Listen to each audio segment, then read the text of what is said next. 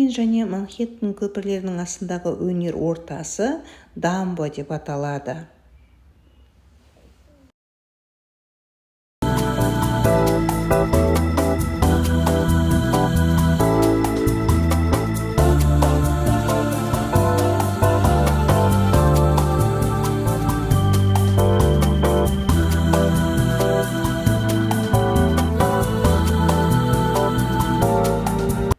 Он 19 ғасырдың басында бұл жерде ірі зауыттар, фабрикалар мен жүк сақтайтын ірі қоймалар болған. 1880 жылы Бруклин көпірі, 1909 жылы Манхэттен көпірі салынып, қала үлкейіп, тұрғын саны көбейгенде зауыттар мен фабрикаларды басқа жерге көшірген.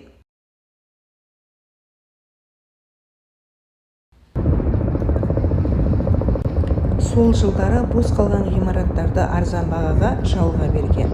1970 жылы шеттен келген өнерлі жастар, әсіресе суретшілер осы жерде шығармашылық жұмыстарын бастайды. Дамбо деп атаған да солар.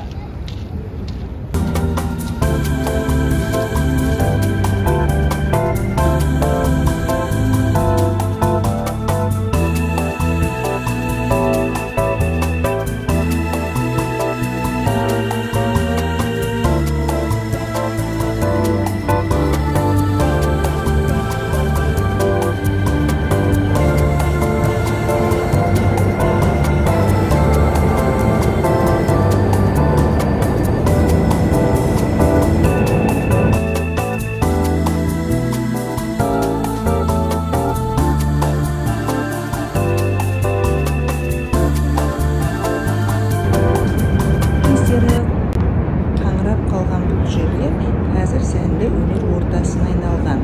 Дарынды суретшілерге шеберхана тегін беріліп, түрлі көрмелер өткізіліп отырады. Әр түрлі дәмханалар бар. Демалушылардың көп келетін орындарының бірі.